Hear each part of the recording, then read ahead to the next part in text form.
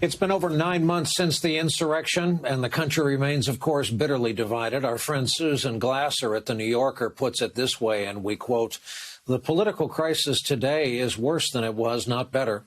The unacceptable has been accepted by a shockingly large part of the population and its political leadership."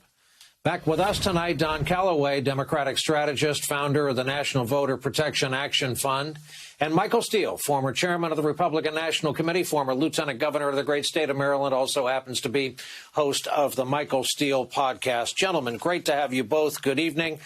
Michael, I'd like to begin with you. Our mutual acquaintance, Rick Wilson, stirred up some you-know-what today on social media when he wrote a thread saying basically, the 1-6 committee is already done. It's over. Don't expect anything. He went on to say, this is staffed wrong, led wrong, and a gutless exercise to get back to talking about infrastructure. They're not taking the risk seriously. They're not taking the data before them seriously, and they're eager to run out the clock. He received some strong pushback from the committee, I'll say that. But, Michael, is there evidence to support his conclusion? Well, I don't know exactly what Rick was basing his conclusions on, but I guess there is a genuine concern about just how hard this committee is going to press the Trump individuals who are brought or subpoenaed or asked to appear. How seriously are they going to take this? How much effort are they going to put behind actually dragging these people into the halls of Congress to sit before this committee to testify to what they know, their role in it, et cetera? And I think there's a legitimate concern about the level of pressure they're going to bring in that regard. You had already those who've been subpoenaed basically blow it off. And so the question now becomes, all right, the deadline is passed. What are you going to do? And I think that's driving a lot of Rick's frustration, the frustration of a lot of folks who do want this commission's work to be legitimate and to reach the results of finding out exactly what happened. And Don, you see, you know the history of this. You see why people are suspicious. Even when Liz Cheney promises that they will follow up on these subpoenas, the folks watching in the cheap seats say to especially the Democratic leadership, when have you done this before? When have you ever insisted? When have you put the force of law behind a subpoena? They couldn't get John Bolton into the Capitol if they'd offered him a new car. Yeah, that's right. But at the same time, that is not House leadership's problem. That is not the Democratic committee's problem. What that is a problem with the integrity of the Republican Party, who would want their subpoenas respected. They're going to subpoena Barack Obama as soon as the House comes back, which it hopefully doesn't this cycle, but it will someday. And they're going to want and expect people to respect their subpoenas. They're not affording Democrats that same respect. And they're asking Democrats to force the issue, to arrest folks. And that's really not something that we should have to do in the interest of going through the discovery process of democracy. I was actually kind of offended by the gentleman from Lincoln Project's tweet, Rick Wilson. I actually like Rick Wilson a lot. I've been in many a green room with him, and I respect his opinion.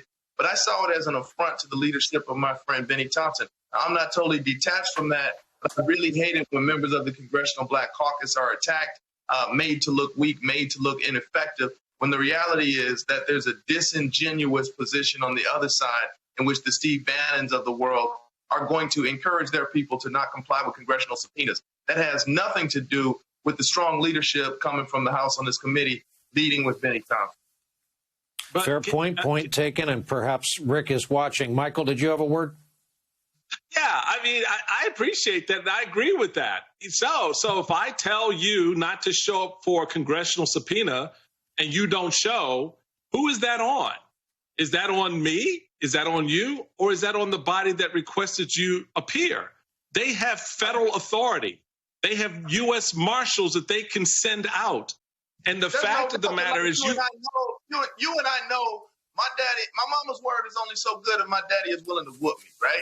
And, hey, that's not their fault It's not the Democrats' fault that you're forcing us to play hardball here. It's all of us, and you know this as a former politician, all of us are required to participate in the social construct to some degree. And when it falls apart. But if I don't, that's what law enforcement is for. Yeah, but I mean, we're also trying to win elections. We're also trying to appeal to a middle-of-the-road white voter. And what does that look like if I drag a bunch of white guys in and do perk walks with them, take them up out of their country clubs? It's a tough spot for Democrats to be in. It's an extraordinarily tough spot, and I think you've hit the nail on the head in pointing out the sensitivities there. Michael Steele, rebuttal? I mean, it's not so much a rebuttal. I mean, look, we're kind of in the same space. My only thing is, you have the power. You have the authority that is given to you under the Constitution and the rules of the commission. They explicitly set out that they had subpoena power. Well, if you have the power, that means you should use the power. And it's not a question of them not using it. The question is, will you use it? And when will you use it to enforce it? Look, Bannon and others can hold out and not appear. But when the marshals show up at their doorstep, that's a whole different conversation. When they then have to go get lawyers to deal with that, that's a whole different reality. Let me tell you what the GOP expectation is. You're not going to do it. You don't have what it takes to do it. That's what they're betting on. No, I'm being very serious. I hear you. I want you to keep this same energy when 2 months from now, Joe Biden decides he has the power and the constitutional authority to add to the Supreme Court. He does if he wants to do it and use it. Look, you can't even decide to do the filibuster, so I'm not worried about what you're going to do in the Supreme Court. Okay? So gut check time for Joe Biden and House Democrats as well. You're absolutely right. They have the authority, but you act as though we don't understand that there's political realities, and he has to protect his House majorities as well as become reelected himself for doing these things.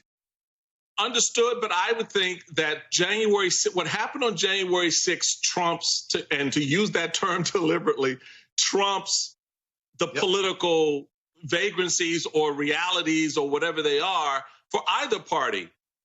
Our country was attacked. Exactly right, but you don't have a single elected Republican who, other than Adam Kinzinger, who has stood up in the middle of the public square and said that let's talk about preserving democracy over preserving Trumpism. True. But you got subpoena power, so use it. I have commercial power. Let me just butt in here. To our viewers, I've been watching this, too. There's nothing like when Morehouse and Johns Hopkins get together. It gets sporty. But we have to fit in a break. Both of these gentlemen are going to